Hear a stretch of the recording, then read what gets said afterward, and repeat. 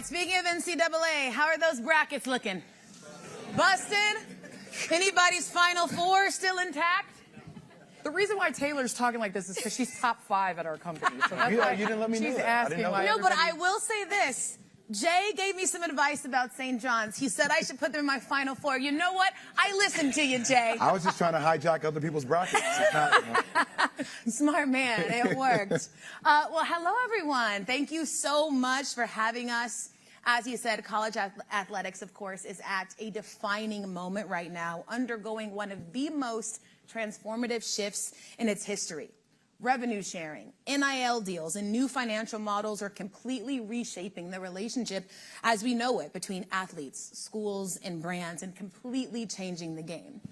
And next week, all eyes will be on the final hearing to approve the NCAA's landmark $2.8 billion Big B settlement, a decision that will not only compensate former and current college athletes for potential lost earnings, but it will also introduce new regulations, allowing schools No former athletes? No. There's a 6-year cutoff, we learned today. But we're going to get into all the money you all potentially lost when you were college stars.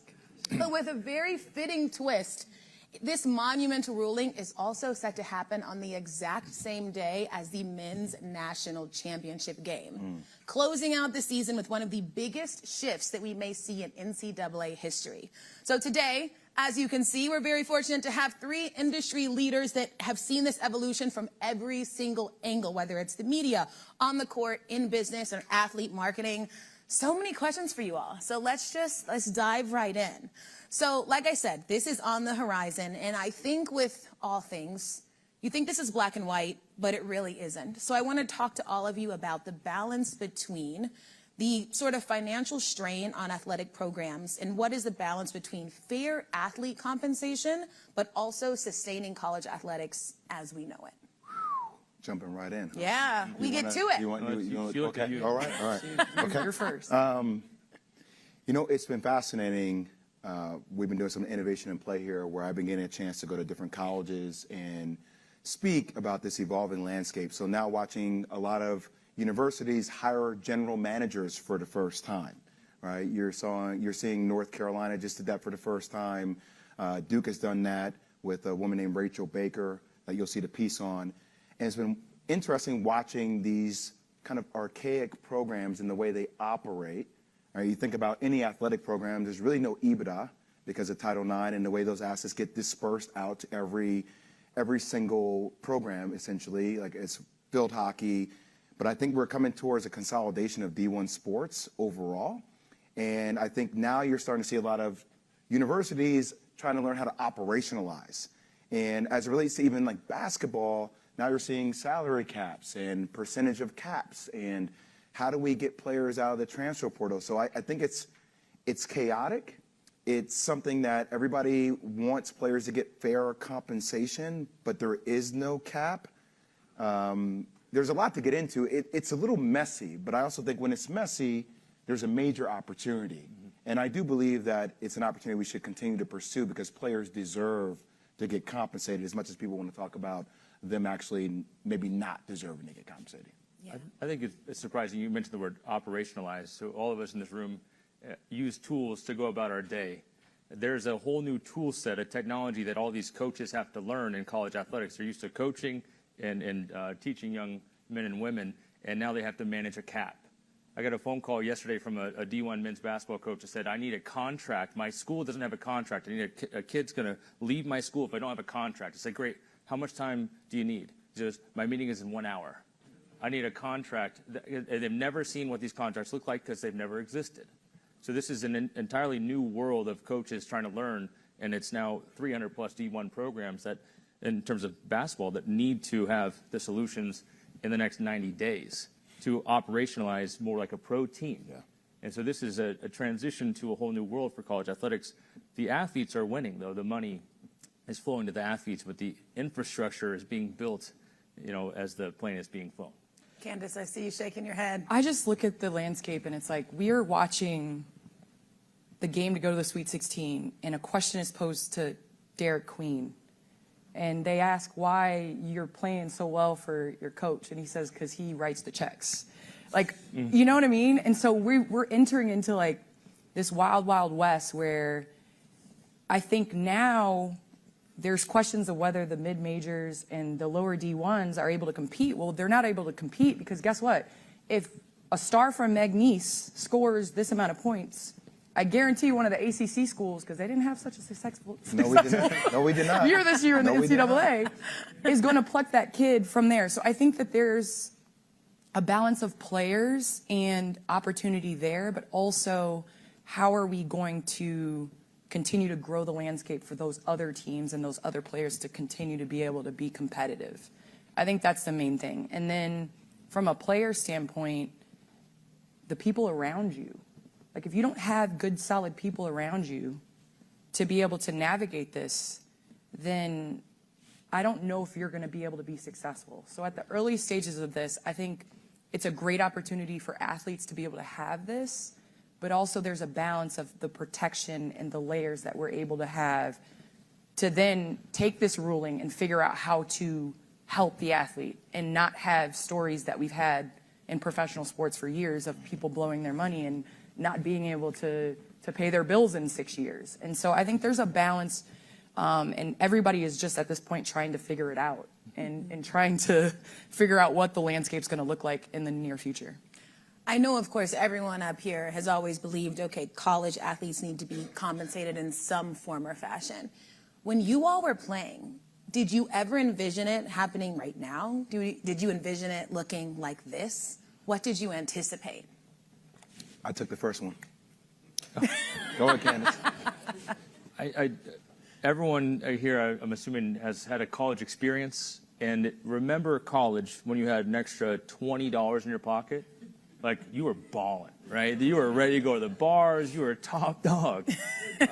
There are athletes through Open Doors, our platform. We handle a lot of the payments. Hundreds of millions of dollars in college athletes' payments flow through us. There are athletes on this platform that are making $200,000 a month. College athletes making $200,000 a month. Remember what $20 felt like? I can't even imagine. So you talk about the support. Now, going back in time, you talked about the shirts, the jerseys they made of you back in college, right? And you had to, they couldn't give you one. You had to buy it yourself. I mean, I played football in Nebraska, and there was this one Subway that when they went in, this one lady was always going to try and give you the Subway sandwich for free, you know? And they told you never go to that Subway, right? Because we could get kicked off the team. We could lose scholarships if we took one Subway sandwich. That was only 15 years ago. You were a cheater. Yeah, you were cheating. Cheater. And so it never even really crossed your mind in college to take money from anyone, let alone a Subway sandwich. And to think that the mentality of a college athlete today has to navigate all these things.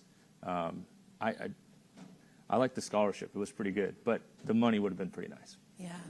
You look at the quarterback for Miami that's getting his Lamborghini stolen, which is crazy. It's wild to think about that. But honestly, all the stuff that you're navigating now in terms of figuring out marketing deals and doing all that stuff, I look at it as we played and it was like Coach Summit would talk about our scholarship and the boosters that were sponsoring our scholarship, and we owe it to them to show up to this dinner for that. Now people are like, I'm not showing up to that unless you pay me. So I think there's a balance of, you know, do I wish we had that when we played? 100%. But now it's entering into, you know, boosters being in the stands yelling at 18 to 22-year-olds because they didn't win, or they, you know. So I think it's a little bit more eyeballs, and kids are becoming professional. I mean, we had one of the #1 recruits, girls high school players, going to the Sooners, and they wrote a pretty heavy check for her to go to the Sooners. So I think it's benefiting athletes from a longevity standpoint, because now you're entering the pros and you're not building your brand. You're not building your business. You already have a price. So when the WNBA's explosion is directly a result of NIL and being able to capitalize and say, hey, listen, you know, they sold my Are You Serious shirt. I'm sure it sold, but I personally didn't know how much they sold that for. So now when you're Caitlin Clark and you're selling out arenas, now it's beneficial for you to be able to have this number and say, hey, WNBA, this is what it is. And then it raises the bar of that. So I think in women's athletics especially, NIL has raised the bar and had that trickle-down effect in terms of the WNBA. And then in college men's basketball, guys are staying longer, so the brand of basketball is better. We're at a historic level of field goal percentage. I remember watching college basketball a couple years ago, and I was like, oh my gosh, can somebody score? Can they hit It was that bad. Yeah, it was bad. And now you're having the experience of not only like the Ionas that are experienced and keep their guys 4 years, but now you're having a starting five with Florida that has a fifth-year starter in Walter Clayton Jr. that's able to run your team. So it's a better brand of basketball. So just from the standpoint of like that, I think that there's growth, but boy, I wish we'd have had it back in school. Well, this is internal, right? No. Yeah, there's a camera It's right being there. streamed? Yeah. Camera right there. Okay, Yep. just Right there. before Come I on, say you're in the something. media. Your mic is hot, I know. Jay. Right there. I mean, can we be honest though? Like, we've always been paid. It's capitalism. Like, let's not lose sight of that. I joked around with the operative word cheater. Nobody was cheating. It was fair market value. But now what fair market value means is public. It's still not even publicly known. You probably have access to it. People don't know what A.J. DeBonsa got paid to go to BYU. You've never heard a top recruit say, I'm going to go play at BYU, right? But you know it's high in the seven Sorry, if figures. anyone went to be No offense to me. No, and great for BYU. I love it for BYU. I mean, actually, they're in a Sweet 16. They're playing, right? I hope they. Internal usage. But like, so I think that's where it gets interesting. I mean, my sophomore year, I definitely recognized when I would see the banner flips on games. I'm like, oh, Invesco QQQ. Oh, are these different brands here? Oh, Coach K, lifetime deal. What does that mean? And I'm supposed to be content with the fact that I'm getting my $70,000 education. Now, great, I'm taking advantage of that. I'm meeting every Duke alumni, every Tennessee alumni, every Nebraska alumni, and tapping into that alumni base for future purposes. But at the same time, wait a second, I'm seeing the number 22 about 500 times when I walk into Cameron Indoor Stadium. Like, what am I getting on that? How come I'm not getting a version of ticket sales? So I think I recognized it. I knew we would get to this point, but inevitably they're going to have to become employees. There's going to have. I mean, we have rev share. It's happening, but we still don't have player representation. Coaches have representation. Players don't have representation. We don't have a players union, right? So all of these are different things that are already in place in the NBA and NFL, but we don't have in place yet in college because we're trying to move the target towards that. So I want to say right here, Blake knows everything data, and we have some numbers that we want to get into. Now, Candace and Jay and me, I have not heard these numbers, but Blake has crunched them and knows what Candace and Jay would have made in school. We would have made so much. If this was available to them.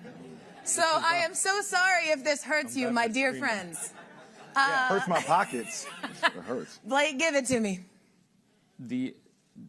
Starting in July, schools can spend up to $20.5 million on direct-to-athlete payments, $20.5 million. So you guys play a sport that is actually going to be an interesting spot. Basketball is going to have some salary caps are going to go down, okay, because football is going to take a big chunk of this. But the SEC, on average, and talking about Tennessee, they're going to spend $20.5 million on paying players. So I shouldn't have went to Duke. You tell me I should have gone to Yeah. Copy, got that. The SEC, on average, in the SEC, 6% of that pool, about $1.2 million, is going to women's basketball. Right now, if you're the top player on an SEC women's basketball team, you're making about 39-40% of that amount. So you're looking at $468,000 is like where, Candace, you would come in as your annual pay to play college basketball.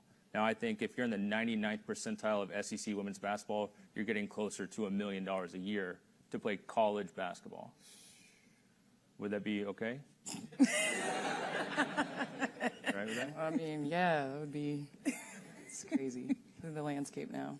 Jay, the ACC average, they're $18 million. So not every school in the ACC is going to be spending $18 million or $20 million on paying players. Some of them just don't have it in the budget right now. I know we do. Yeah, Duke's got. They've always had budget for basketball there. I'll tell you that. Right, Jay? Always had a budget for basketball. Yeah. ACC men's basketball, on average, around $4.4 million is going to be the salary cap, about 24% of that number. The top ACC men's basketball guard gets about 40% of the team, so that would be $1.7 million a year. If you're in the 99th percentile as an ACC men's basketball guard right now, you're making $2.6 million a year right now. Wow. So I would have gotten close to what I would have made my rookie year in NBA. Insane. Yeah. To play That, basketball. what he read was what I made my entire career in the WNBA salary. Wow. What he just read in one season. You think about it. Wow. Yeah, from rookie scale was like $55,000. Yeah. So, yeah, that's crazy. Yeah. Wow. What's your reaction, Jay? It's my stomach hurts, but it's fascinating. I mean, we were just talking about this in the back. You were saying kids are staying around longer. Well, I love when I see all these headlines, Taylor, where it's like, player X decides to come back to school and surpass the NBA draft. I'm like, he wouldn't have gotten drafted. And good for him, because there's a certain player at a certain college right now that is, I know for a fact the coach is like, I didn't want him to come back. Like, we had to, right? And he's making a couple of $1 million. Yep. Right? And good for him Right. to capitalize on it, but that's the opportunity where if you look at your 4-year horizon, you could say, if I'm making $2 million a year, okay, if I just stay the problem is it keeps going up though, right? Because if I have a good year, like my sophomore year, we win a championship, I win National Player of the Year, It's gonna go and I'm up. like, you know what? I can get paid $2 million. I'm a free agent though. I don't want to stay at Duke. Who from the SEC wants to pay me? All right.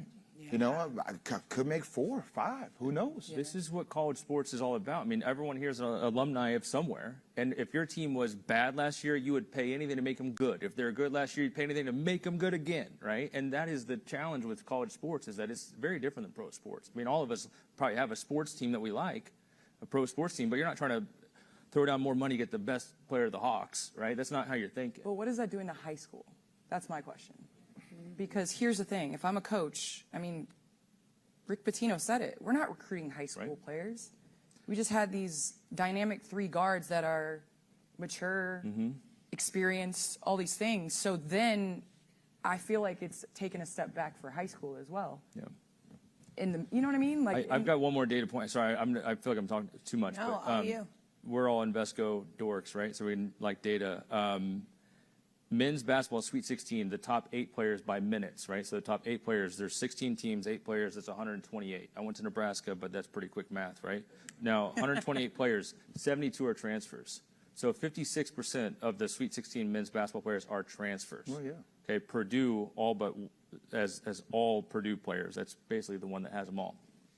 Of those 72 transfers, 35 are from mid-majors. So they went up. Why are they going up? You talking about this? The median pay for a mid-major basketball player is $10 grand. The median pay for a high-major basketball player is $100 grand. It's a 10x increase in your take-home pay. If you perform at any level, you're getting closer to $300,000 to $400,000 a year to play in the 6th spot right now in the high majors. So moving up a level and the ability to transfer, you're going to see more and more transfers simply because it's an economic fact. It's capitalism at play in college sports. And again, the athletes are winning. It's going to impact the fandom. Well, the transfer portal just opened March 24th. Monday. And everybody's like, oh, the transfer portal opened. I'm sitting there saying, it's been open. Like, this didn't just start on March 24th.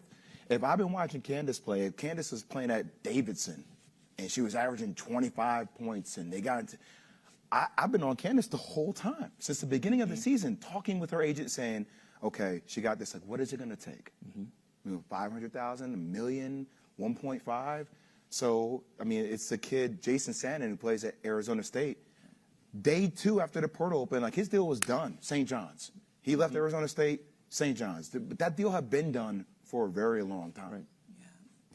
Right. Blake, you were telling me some interesting trends with men and women's basketball, but also on the donor level and the private level. Can you tell me what you're seeing there? Yeah, in the NIL space, there's commercial NIL, which is what you all think of. You see an ad, a billboard, you see Candace in a commercial, or you see on a Fruit Loops box, or we did a Kellogg's deal a couple years ago. Anyways, the stuff you see Candace in, that's real NIL, right?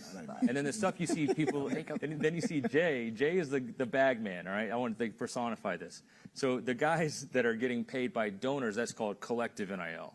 Okay, so in the collective NIL space, 90% of those dollars go to men. Okay, so only 10% of donor dollars go to women.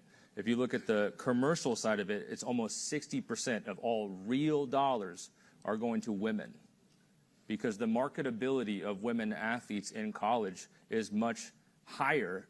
Like, you are more likely to be able to name a star women's basketball player in this year's March Madness tournament than men, right? If you just think about it, visualize the tournament, who do you know? You probably know Paige Beckers and Juju Watkins. Who else do you know? And that's the impact of women staying in the game longer. But I want to hear about why. But women are dominating the real NIL side of this as God intended it. Yeah. Does anything stick out about those trends to you, Candace? What's crazy to me is the fact that it's always proof of concept with women, never thought of as a growth opportunity where you see the potential of it. Like, it was just 2 years ago that we could use March Madness. Mm-hmm. Do you know what I mean? And so it's always, you have the proof in the pudding. And I think what social media has done for women's athletics is we've taken hold of that and we've said, okay, now these are the numbers, so you can't deny it. Mm-hmm. And with that being said, I think now we're going to see more of those dollars go towards women because we are seeing the numbers behind the March Madness last year. There were more people that tuned into women March Madness than men.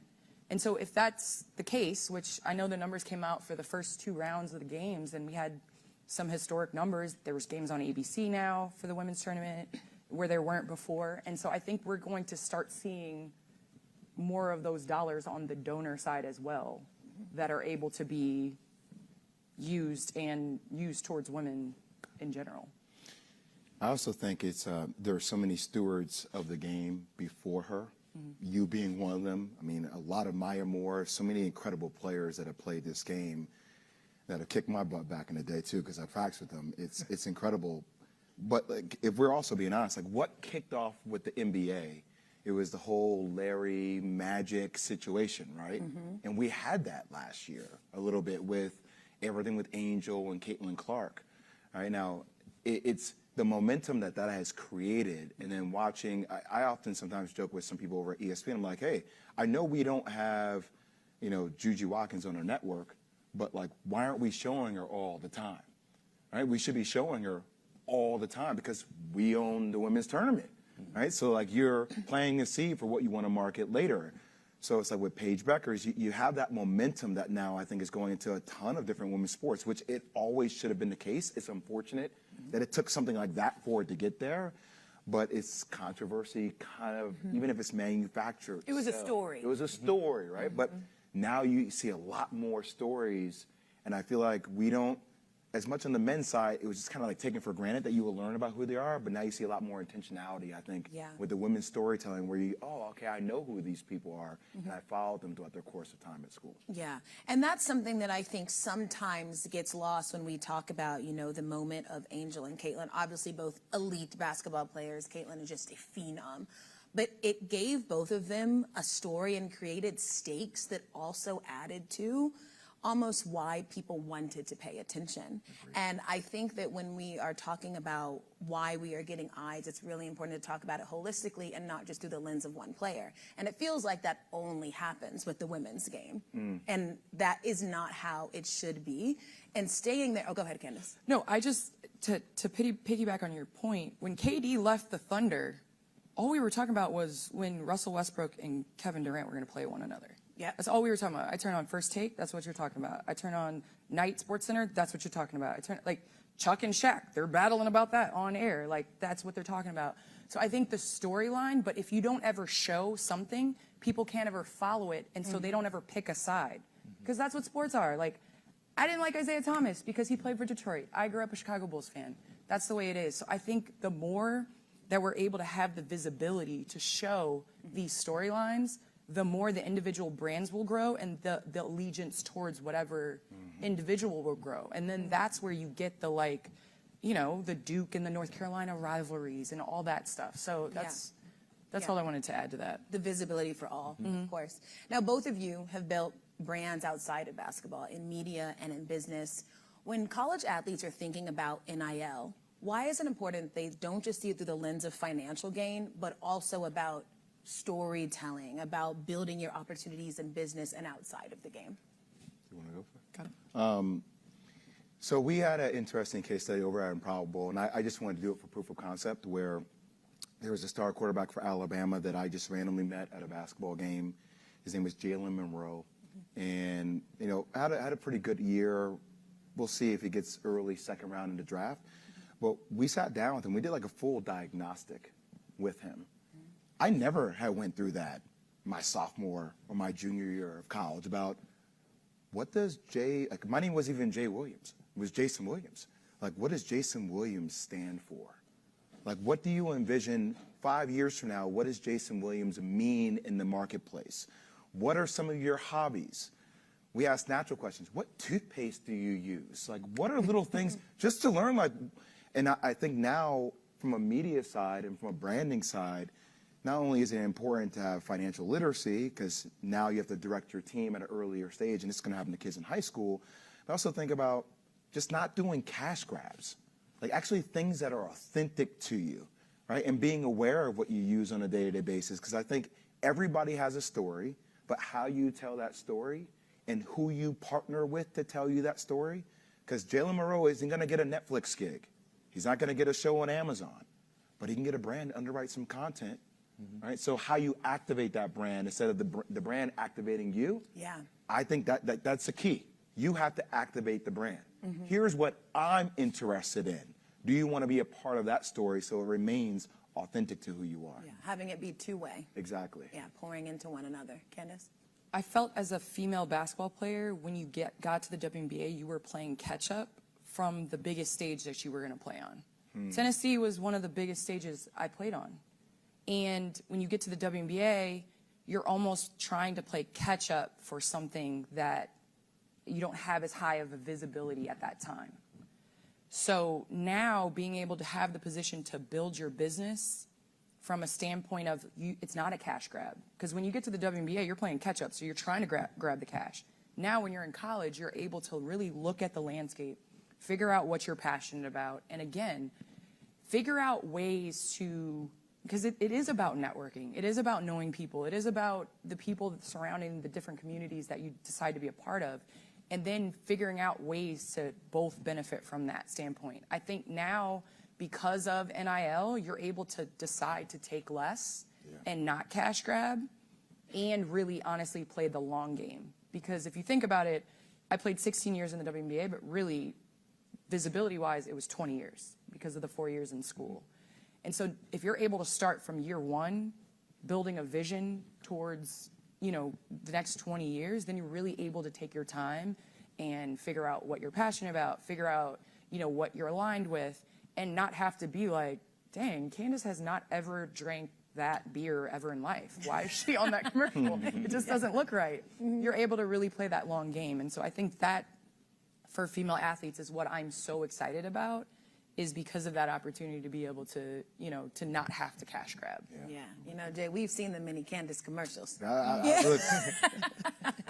All right, I could talk numbers and evolution and innovation with you all day, but we are sadly running out of time. So we're going to end with who you picking to win. Men and women's championship. I'll start with you, Candace. I mean, if you cut me, I bleed orange. So Of course. see the orange shirt over there? It's Tennessee all day. It's all day.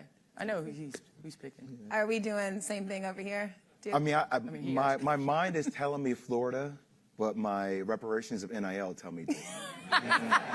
Okay, let's be honest. So good. We're trying to get it to go back 25 years. Let's go back Yeah. 25 years, okay? years. We're trying to. Blake, you got to pick?